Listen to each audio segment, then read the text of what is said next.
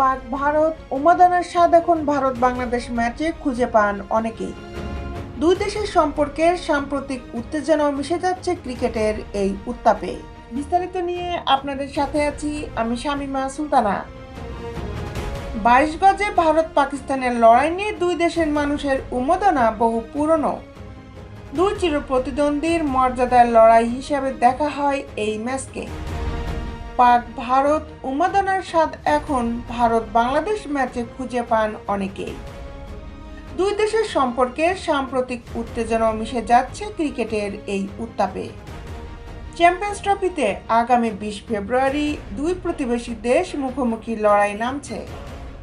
Bharat Pakistan high voltage ম্যাচের চেয়ে কোনো অংশে কম আলোচনা হচ্ছে না এই ম্যাচ ঘিরে। চোটের জন্য চ্যাম্পিয়ন্স ট্রফিতে জশপ্রীত বুমরাকে পাচ্ছে না ভারত। আর তর্ক সাপেক্ষে বিশ্বসেরা এই পেসারের অনুপস্থিতিতে বাংলাদেশের জন্য বড় সুযোগ বলে মনে করেন টাইগার সাবেক ওপেনার ইমরুল কায়েস। ভারতের পিটিআইকে দেওয়া সাক্ষাৎকারে আসন্ন ম্যাচটি নিয়ে কথা বলেছেন তিনি। ইমরুল কায়েস বলেন, ভারত শক্তিশালী দল, তাদের ব্যাটিং এবং বোলিং লাইন আপ অসাধারণ, তবে বুমরাহ দলে নেই। আমরা জানি সে গত 2 বছরে কি করেছে। ওর অনুপস্থিতিতে বাংলাদেশের কাছে একটা সুযোগ ম্যাচ জেতার। জশপ্রীতের অনুপস্থিতিতে ভারতীয় পেস বোলিং আক্রমণকে নেতৃত্ব দেবেন শামি, আর্শদীপ সিং এবং হর্ষিত রানা। ইমরুল বলেন, শামির অন্তর্ভুক্তি ভারতীয় দলের জন্য খুবই বড় ব্যাপার। সে হয়তো ফিটনেস নিয়ে এখন সমস্যার মধ্যে রয়েছে। তিনি বলেন, আমি সাকিবকে অবশ্যই মিস করব। যে কোনো ম্যাচে ওর অবদান অনস্বীকার্য।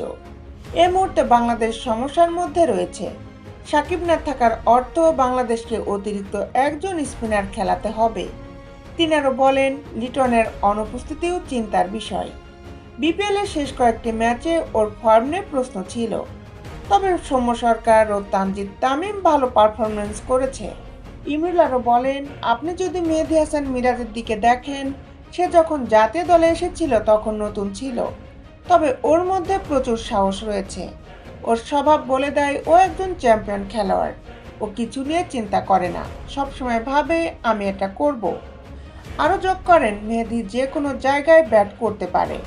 2018 এশিয়া কাপের ফাইনালে ও ভারতের বিরুদ্ধে ওপেন করেছিল। সাকিবও ওরকমই ছিল। তাই আমার মনে হয় মেহেদী দলের ফাঁকা জায়গাটা পূরণ করতে পারবে। তবে বলের দিক থেকে বাংলাদেশ অবশ্যই সাকিবকে মিস করবে। ও বল হাতে যে প্রভাবটা রাখত সেটার তুলনা করা চলে না। দেশ বিদেশের খেলার আপডেট নিউজ পেতে আমাদের সাথেই থাকুন।